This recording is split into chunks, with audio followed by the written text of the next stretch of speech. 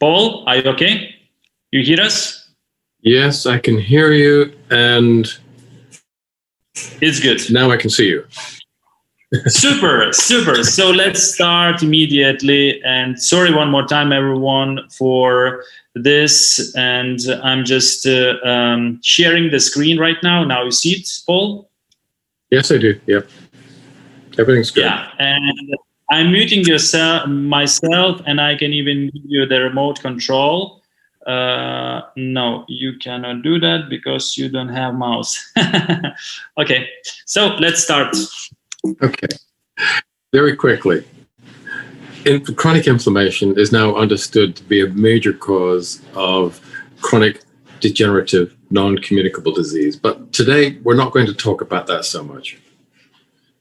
Instead, we'll talk about the way in which chronic inflammatory stress impacts on performance, recovery rates, resilience in physical activities, athletics and sporting events. So for those of you who are athletes, who are sports persons, whether they're single sports or team sports, then this is directly relevant to you.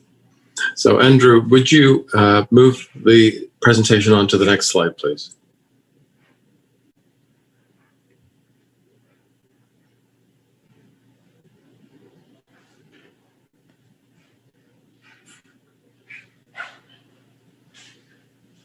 Good. I just want to differentiate between the two types of inflammation that we experience and explain how they differ and what their roles are. It's very important to be able to mount an inflammatory response because this is part of the way in which we defend ourselves against pathogens, which could be an invading bacterium or virus, or it could be mold, or indeed against physical injury.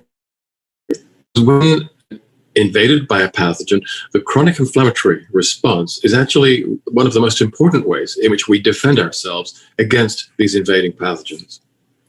And if you have experienced an acute injury, which could be a knife wound, or it could simply be the result of an abrasion to the skin. Again, the acute inflammatory response is the part of the way in which the body responds to that injury and initiates the cascade of events that eventually resolves that wound. Under those circumstances, there is a release of various inflammatory compounds, a recruitment of various inflammatory and other cell types. And this results in the removal of the threat, the neutralization of the threat. At that point, the inflammatory sequence is stopped. An anti-inflammatory sequence is initiated, the healing is completed, and you go back to normal. Now, if you have for whatever reason, moved from acute inflammation into chronic inflammation, this is very different. This is nothing to do with healing. It's nothing to do with protecting you against invading pathogens or against injury. You now have a situation where the inflammatory cascade has been unleashed, and for whatever reason, the accelerator is on, the brakes are not being properly applied. And so the body, instead of resolving the inflammation, once the original target, the stimulus that started it has been neutralized, the inflammation does not stop. It continues, it becomes more extensive, and this results in the release of inflammatory mediators, including a group of very destructive enzymes called matrix metalloprotease enzymes. And what these do, they lead to the slow, progressive, and excessive destruction of healthy tissue. Now, if this is taking place in the cartilage of a joint, you will move towards osteoarthritis. If it is taking place inside the organic phase of bone, you will move progressively towards osteoporosis. If it is occurring in the skin, this is what contributes to skin aging. And if this is happening in the linings of your arteries, this will lead to the progressive erosion of the linings of the arteries and the development of atheroma, and you will move gradually towards hypertension coronary artery disease, and a heart attack or a stroke. If you have chronic inflammation in muscles and ligaments, this will lead not to improved fitness, but to gradual destruction of healthy tissue. So acute inflammatory stress, good. Chronic inflammatory stress, bad. And I'll talk a little bit about what the different factors are, which will determine whether your response to a trigger, whether it could be a new exercise, whether it is an acute inflammatory response, which is positive and leads to improvements in muscle structure and function and fitness, improved ligament strength, or whether instead, perhaps because of external dietary factors, your body is more likely to develop a chronic inflammatory response, and which leads to deterioration in muscle structure, deterioration in muscle function, and deterioration in performance. Next slide, please.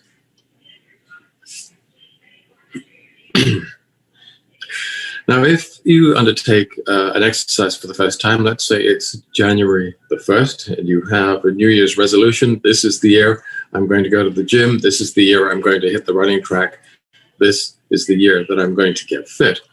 To begin with, and this happens every time you exercise a previously not very much used muscle group, you will experience muscle and joint pain. Now, this is due to inflammation. Hopefully, it's just acute inflammatory stress.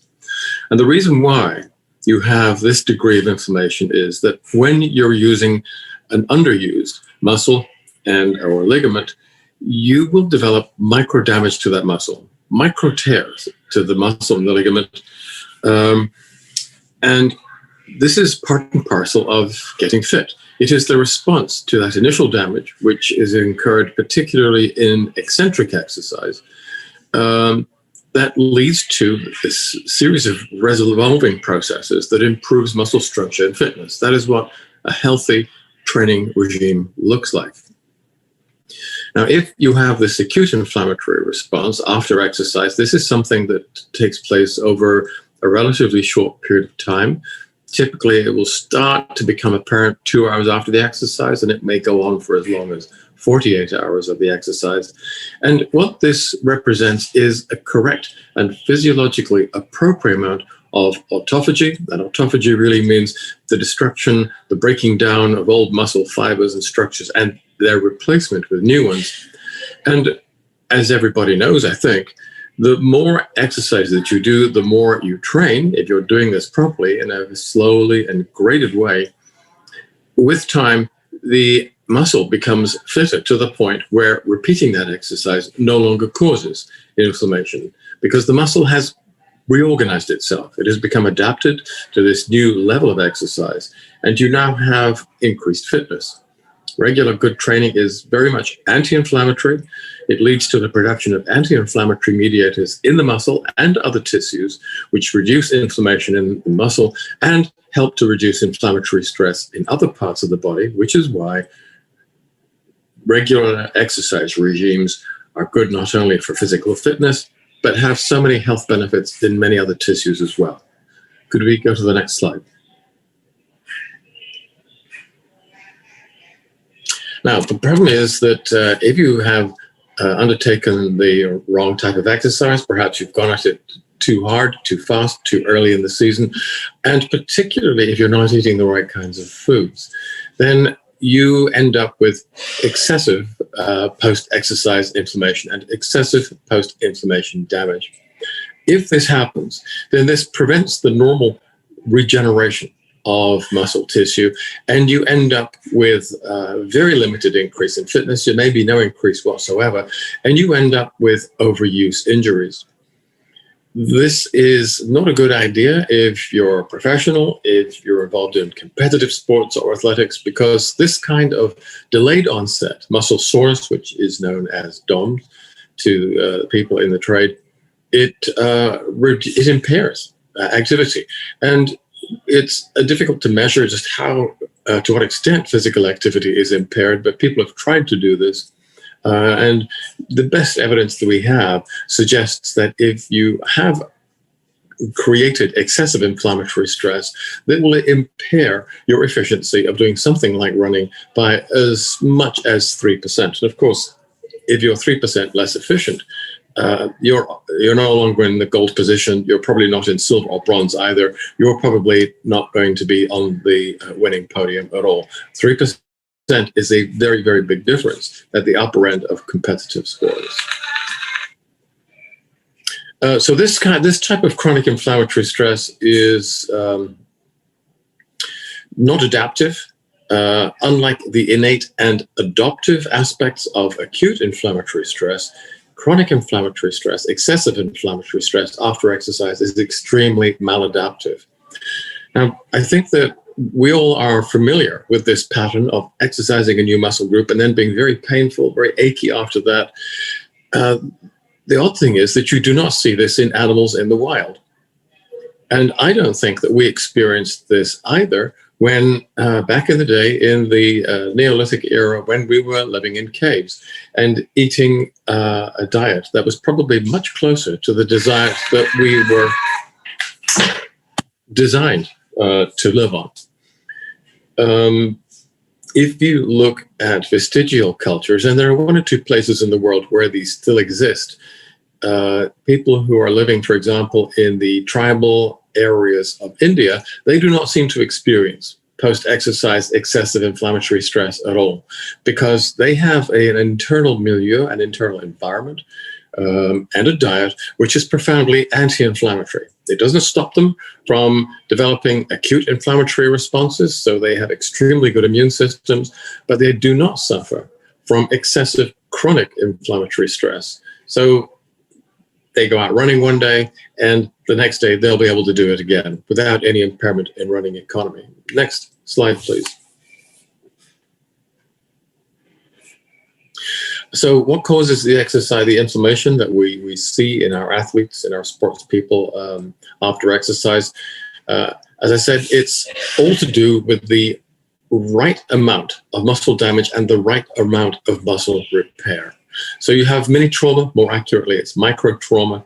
The rupture of muscular fibrils, which triggers what we call housekeeping responses. These are responses which clear away the damaged tissue, replace it with new fibrils, and lead to, and will also include the development of increased numbers of mitochondria. So now you have increased contractile strength. If you're doing the right kind of training, you have increased muscle mass as well, increased mitochondria, increased glucose receptors. The muscle becomes more insulin sensitive. In other words, you're training, you're getting fitter. It's all a matter of degree. You need a small amount of this kind of response, but if you have an excessively strong inflammatory response, as I said, it's counterproductive. And what determines more than anything else whether your body is going to be capable of mounting the appropriate level of inflammatory stress and not excessive, that is largely down to dietary factors. Next slide, please.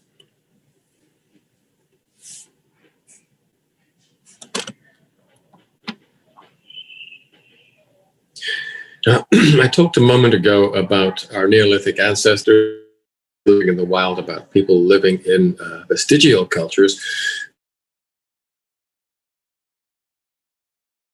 Inflammatory, unlike ours, and is not full of pro-inflammatory nutrients, which our diet is. That's the reason why they don't get in this downward spiral of excessive post-exercise chronic inflammatory stress and delayed onset muscle symptoms and pains.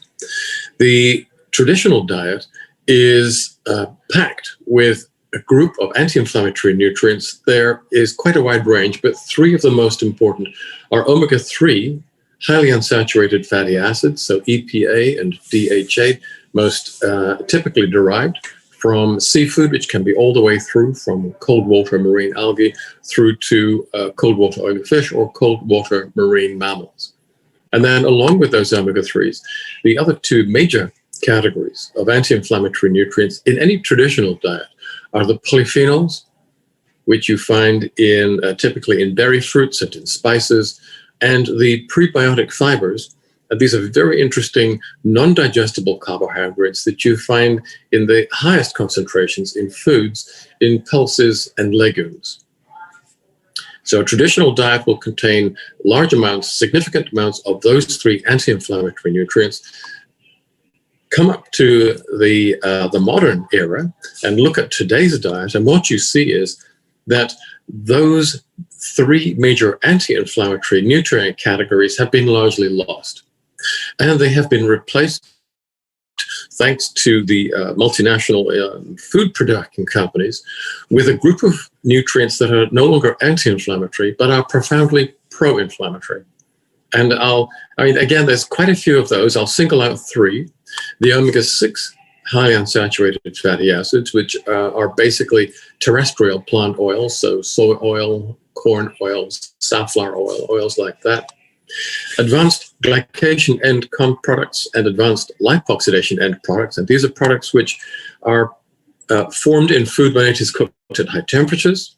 So when you take a piece of bread and put it in the toaster and it browns, you're actually forming some AGE compounds, but really only relatively small levels. The reason why we have much more of a problem with these compounds in our diet today is because the multinational food production companies use much higher cooking technology, temperatures than we do at home. And many of the ultra-processed foods that we eat so much of these days contain far higher levels of these pro-inflammatory compounds than we would produce in our own foods at home or that were traditionally consumed. There are other pro-inflammatory factors in the modern diet as well. I won't go into all of them, but I will, I think, mention sugar, because the traditional diet contains very little sugar indeed. Our diet, in marked distinction to that, in North America, people are now consuming almost 200 pounds of sugar a year, not just in confectionaries and biscuits and cookies and things like that, or sodas, but the sugar has been stuffed into all kinds of other foods, and many, many ultra-processed foods are full of sugar. If you're consuming 200 pounds of sugar a year, this is almost a quarter of all the calories that you will eat in any given year. These are empty calories. And if you're filling your diet, your plate, and your body full of sugar, this creates what we call glycative stress. This leads to the formation of advanced glycation end products in the body, and this is also pro-inflammatory. So, in distinction to the traditional diet, to the diet that we ate in Europe and North America as recently as the second half of the 19th century, today's diet, today's ultra-processed diet, has become highly pro-inflammatory. And this has a very dramatic and very direct on sporting and on athletic performance. Next slide, please. Well, this is a rather exaggerated example of the modern diet. These are so-called junk foods.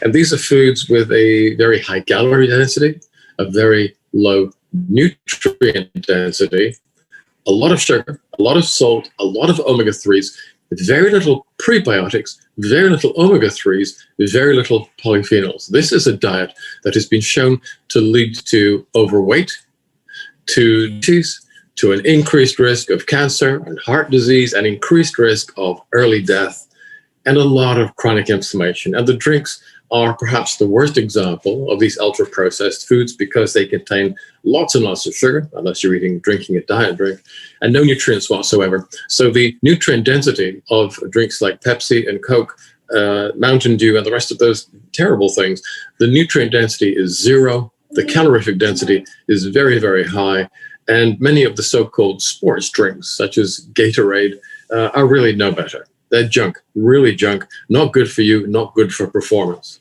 Next slide, please.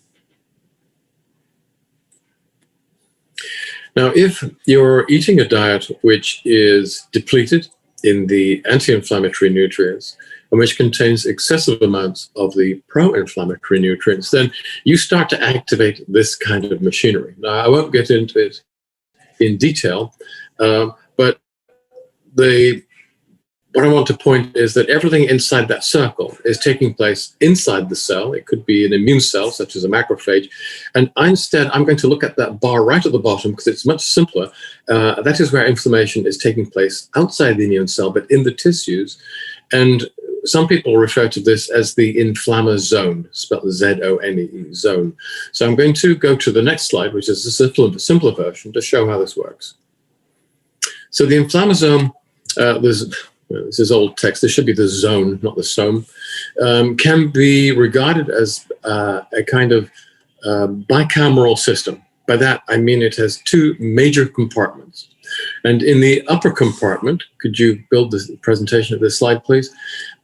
What happens in this upper compartment is really very deeply influenced by the omega-6 to omega-3 ratio in your cell membranes. Now that is a reflection of the ratio of the omega-6s and 3s that you have been consuming in your diet for the previous 3 to 4 months. So this is really an important number. This tells us how ready the cell is, the cell with that ratio in it is, to start to get involved in an inflammatory sequence. Now today, because we have a very high 6-to-3 ratio, on average in Europe it's about 15-to-1, in North America it's about 25-to-1, and in reality it should be below 5 and probably below 3. We have a ratio that's far too high. And what that means is that once immune cells become activated, perhaps the initial muscle damage, or as I said, a pathogen, then in this first half of the inflammasome, these immune cells are releasing little vesicles called lysosomes and exosomes. And can you start releasing them, please? And as they are released, if you have a high 6-to-3 ratio, these little droplets that the cell is releasing are pro-inflammatory. They release enzymes called proteases, and also other enzymes called matrix metalloproteases. And these enzymes are incredibly destructive. They cause widespread tissue destruction. And here we can see the reason why this system is out of balance, because the 6-to-3 ratio, now you look to the bottom right, you can see those bottom two lines. There's the 6s and there's the 3s in the bottom right-hand corner. You can see until about 1900, as far as we can tell from all the data sources available to us, the ratio between the 6s and 3s in our diet, and therefore in our cell membranes, was kept within 2-to-1, 3-to-1, perhaps 5-to-1. And that is a good ratio. That is a ratio that does not encourage excessive or chronic inflammation. But after 1900, things start to change. The food industry starts to become involved. Our intake of omega-3s starts to fall, and our intake of plant oils, omega-6s, starts to increase because the food industry has developed ways of stabilizing these, and they become very cheap. They have a long shelf life, and the food industry packs more and more of them into our foods to make them taste better or to give them a better mouthfeel. And the 6-to-3 ratio goes up and up and up from 3 and 5-to-1 to 15-to-1, as I said, today on average in Europe, and 25-to-1 in North America. So the first section of the inflammasome is out of balance. It is running hot. Next slide, please. Well, yes, the target is 5-to-1. It depends on who you talk to, of course, on where you think that target is. The Nordic Council of Health Ministers believes that it should be below 5-to-1. The Czech government, who I think have taken a very proactive stance on this, and they're looking very carefully at the science, are just about to recommend a ratio of 3-to-1. And I think the Czechs are correct. The Nordic Council of Health Ministers have been a little conservative, and I think that they will probably start to lower that number as we go forwards. So there's a lot of scientific support for lowering the ratio, and increasing now we see governmental support as well. The government aren't necessarily interested in making us healthier. They're not interested in our well-being, but they are interested in saving on healthcare costs. And if we can prevent chronic inflammatory stress, you reduce the numbers of people who go on to develop heart disease, dementia, cancers, which are so expensive to treat. Next slide, please.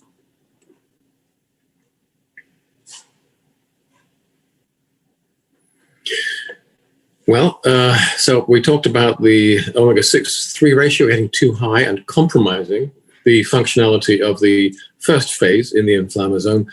In the second phase, the polyphenols play a role, because the second phase, that's where the matrix metalloprotease enzymes are active, if you remember. And in a healthy diet, you should be eating lots of polyphenols, because one of the things they do, they're very anti-inflammatory. They block those matrix metalloprotease enzymes.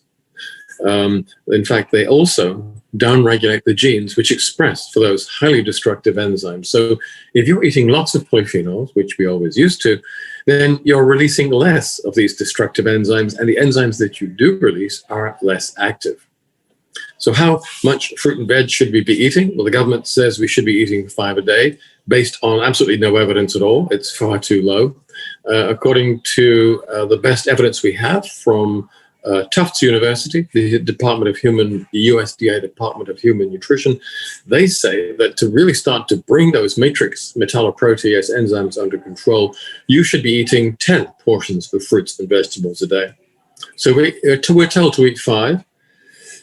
Most of us don't even manage that. In fact, the real average in the West is about 3. At that level of intake, frankly, you don't have really any protective effect whatsoever. But if you go back to earlier societies, and one of those is the mid-Victorian society, very active, ultra-processed foods at all. And what we know from a thorough investigation of their dietary habits is that they were consuming an average of 10 portions of fruits and vegetables a day, which might seem like a lot to you. But having tried for several months to live and work like a mid-Victorian, very intensive and high levels of physical activity a day, under those conditions, eating 10 portions of fruits and vegetables a day is actually very, very easy. So we're eating on average about 3 portions a day. Our great-great-grandparents were eating about 3 times more fruits and vegetables than we're eating. But it's a bit more complicated than that, because not only were they consuming more fruits and vegetables, but they were consuming different fruits and vegetables. What they ate is not like the fruits and vegetables we eat today. If you could get hold of the heritage strains of fruits and vegetables, what you will find is that they taste very different. They are not nearly as sweet as the fruits and vegetables we eat today. Baby carrots, baby peas, sweet corn, these are full of sugar, because that's what the consumer likes. That's what the plant breeders have produced. But 4 or 5 generations ago, as recently as that, these fruits and vegetables were considerably less full of sugar. And because they weren't being told to produce sugar, they were putting more of their energy into producing compounds called phytoalexins, which are basically plant defense compounds, such as polyphenols, carotenoids, xanthophylls, and compounds like that, which we think of as phytonutrients, but which plants used to produce in far higher levels. When you compare the levels of the polyphenols in the plants today to the fruits and vegetables that were eaten 150 years ago, we can tell that levels of polyphenols in particular have fallen by 50 to 60%. Do the math.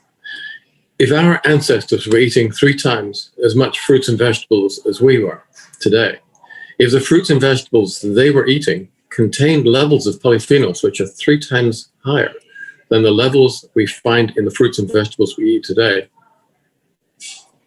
obviously, our intake of polyphenols has been reduced by 90%. It has fallen by an order of magnitude. So now you can begin to see that not only the upper chamber in the inflammasome, but also the lower chamber in the inflammasome is out of control. The brakes are off. Both of them are running hot. Next slide, please.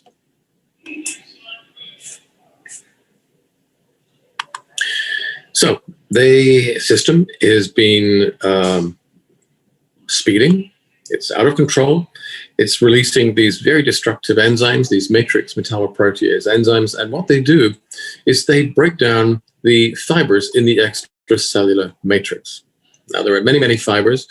Collagen, there's 10 or 11 different types of collagen, but there's elastin, fibronectin, laminectin, lots of other fibers. This is a very complicated physiological system of microfibers that runs through every cubic micrometer of our tissues.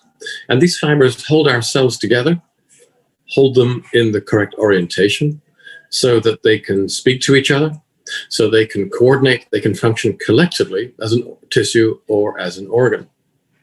The matrix metalloprotease enzymes are so destructive because they break down, they dissolve each of these microfibers. And when they do that, then your cells can no longer hang together.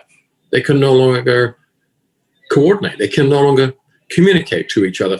And organized tissue breaks down and disintegrates. It turns into mush. You may be familiar with these these matrix proteases because they are the same enzymes that are produced by the so-called flesh-eating bacteria. And this unfortunate lady was infected by a flesh-eating bacterium, which was producing all these destructive enzymes. And as you can see, it dissolved half of her face. It dissolved. These enzymes dissolve skin and ligament and cartilage and bone. They dissolve everything. They dissolve us. And it is those same enzymes, the same almost identical enzymes, which are released in smaller amounts over long periods of time in chronic inflammation. Next slide, please.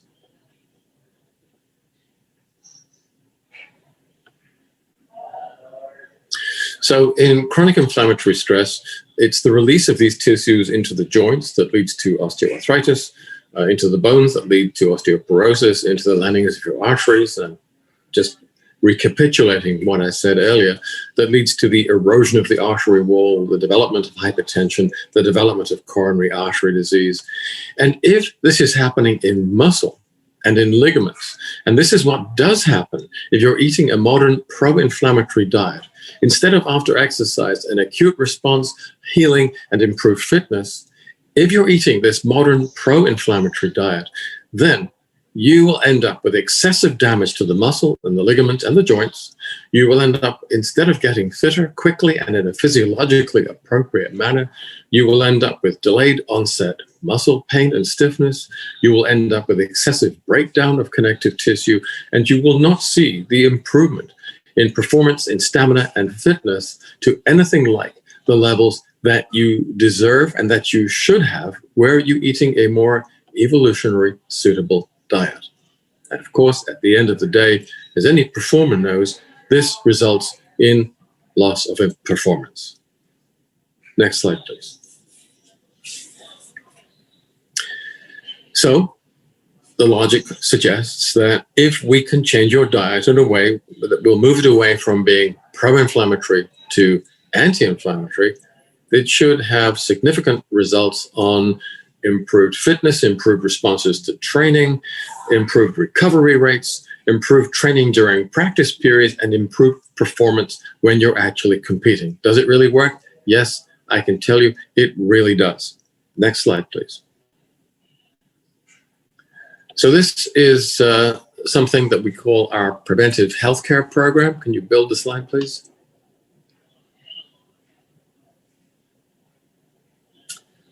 Now, because I'm working on an iPhone as opposed to a computer, I can't really see what's going on here. But I think if I move this picture around, you should be able to see with me that there's the red on the left, that is the placebo group. The green is the group after they had been given an anti-inflammatory regime, and you can see that the days off from illness and the days off from injury were both significantly reduced.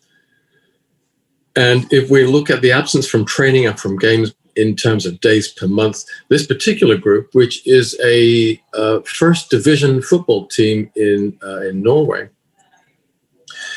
their absences were vastly reduced. And of course, this meant they had more time to practice together during the off season. They had more time to play together as a team during the season. And the more a team plays together, the better they become at learning each other's patterns of play, anticipating each other's responses. They get better. And this particular team, I think, jumped 6 places up the league in that one season alone. They were absolutely delighted with that.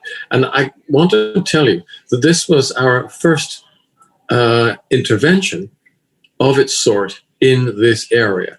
We were only working with a very basic set of pharmaco-nutritional tools, and we can achieve much more than that now. But even with our first attempt, with what were really a basic, very basic set of pharmaco-nutritional tools, we were getting really remarkable, very significant improvements in our players' performance, behavior, motivation, and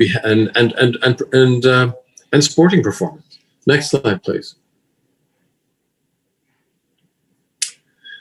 So here we have the Norwegian elite women, and I just want to show you their befores and afters. And what we're looking at here are their 6:3 ratios. The red columns are the befores, and what you can see in each individual case, by putting them onto this omega-3 polyphenol combination, within 3 to 4 months, we were achieving this quite dramatic restructuring of the cell membranes in their bodies, which meant that they were moving from being excessively chronically inflammatory to being physiologically adapted to exercise. In other words, they were now, instead of having excessive post-exercise muscle pain, stiffness, inflammation, and damage, they were having the right amount. They were triggering the right amount of muscular repair, the right amount of mitochondrial neogenesis, the right amount of autophagy and housekeeping. And this was very consistent. And this is measured not by ourselves, but by an independent third-party laboratory at the University of Oslo. So we're very confident in these results. They've been published in various scientific papers, and these scientific papers have gone on to become very heavily cited. And with that, inordinate amounts of reach, they've become very influential. The next slide, please. Now, this is where we have gotten to at the moment. We started off really just with the balance oil, which is an omega-3 polyphenol combination. And what we have now gone on to do is we've now started to address other sources of excessive inflammatory stress in the body, which cannot be addressed by the balance oil on its own. So chronic inflammatory stress in the intestines is determined not by the 6:3 ratio so much, but by the overall population of microbes that live in the large bowel, the microbiome, more technically correctly, the microbiota. Now, right at the beginning of this talk, I mentioned that one of the anti-inflammatory nutrients that we used to eat but is gone are the prebiotic fibers. The prebiotic fibers are anti-inflammatory because they change the population of the microbiome in the gut, flipping it over from being gram-negative to gram-positive. Now, that is a very positive step for athletes, or indeed for anyone interested in their health, because that changes the microbiome from being pro-inflammatory to anti-inflammatory. So this is a very logical addition to balance oil. We're now extending this concept of improved anti-inflammatory milieu throughout the whole of the body. And for those of you who have perhaps looked into the area of probiotics and prebiotics before, this has been shown to improve stamina by changing the microbiome. And this formulation over here on the right, which is called Xenobiotic, is extremely effective in doing exactly that, in reconfiguring the microbiome from being a 21st century pro-inflammatory microbiome back to being a more something that's more like a 19th century anti-inflammatory microbiome, which of course is the microbiome that we co-evolved with, and it is the one that suits us best. There is one other additional tool that we use, which is called Extend. And what this does, it replaces all of the other micro and phytonutrients that have been removed from today's diet. Extend has anti-inflammatory effects of its own, but it has additional functions as well. It is also designed to support the immune system. It uses some very, very specific nutrients to do that. And I can tell you, speaking as a former chair of the Scientific Advisory Board on Biothera, which for many, many years was the market and actually one of the academic leaders in this whole area, these are compounds where we invested, I think, $300 million into demonstrating their superior performance in improving the immune system in a way which makes you less inflammatory, more able to ward off infection, and less vulnerable to allergy at the same time. So a whole host of benefits. Extend is like the Swiss Army knife of nutritional supplements. It starts off with what looks a little bit like a vitamin A to Z, but then adds many, many layers onto that, and basically restores your nutritional profile to the profile we would expect to see in a blue zone, such as the mid-Victorian era, or if we go back far enough to the Neolithic era. We're going to turn you all into Stone Age savages, and hopefully give you the strength, the speed, the resilience, and the stamina that goes along with that. Next slide, please. Well, Zalgiris. They've been using this program, and the one thing about Zalgiris that is interesting is, firstly, they're an extremely good team, but the other thing that's interesting about them is they have fantastic stamina. They have a track record of winning all of their games in the last quarter, so other teams can keep up with them to begin with. And then what Zalgiris do, because they have such a fantastically good stamina, they are really very, very fit. Not that their physical regimes are different from anyone else, but their diets, their nutritional profiles are really radically better. They are able to continue into the fourth quarter and maintain the same level of accuracy, speed, physical intensity that they had throughout the rest of the game. And that's when all the other teams are starting to fall back. That's when Zalgiris wins. Great team, and I'm very, very happy to be able to be associated with them. Next slide. And what has happened is partly as a result of our experimental work, our early work in Norway, and partly because of the really amazing results that Zalgiris has been producing, we are now seeing more and more sporting teams coming to us. So we have football teams in various parts of the world, ice hockey teams, basketball teams, and we have a lot of cyclists, skiers, and runners who are now also starting to use this approach. And in all of these sports, they are people who are making new and better personal bests than anything they have done in the past. Not only that, I think I want to make one other point before we wind this discussion up. There are other ways of improving performance. There are steroids. There are stimulants. I mean, we don't like to talk about these things. We know people use them. You can have your athletics career terminated for using drugs like that. And they will improve performance in the short term, but in the long term, very bad for your health. Our approach is very different. Our approach allows you to develop your body to its maximum appropriate physiological level, but there is no downside. With this approach, by improving your nutritional profile, you are guaranteed to experience better health after your sporting career is over. It will continue to support you, continue to protect you against what we call the lifestyle diseases, which are largely caused by today's diet. So this is a gift that keeps on giving. This is not just for use on the sports field or the running track or the gym. This is a lifestyle intervention, and it'll allow you to remain fitter, healthier, younger for longer. Thank you. Perhaps there'll be time for questions. Oh, I'm sorry, I'm not very commercial. The organizers wanted me to mention the fact that there's various books that go into a lot of this in more detail. The first book that really covered this is called Out of the Fire. It's really a semi-specialist text, chock full of references, and it's for medical scientists, medical students, and doctors. For laypersons, these books are more accessible.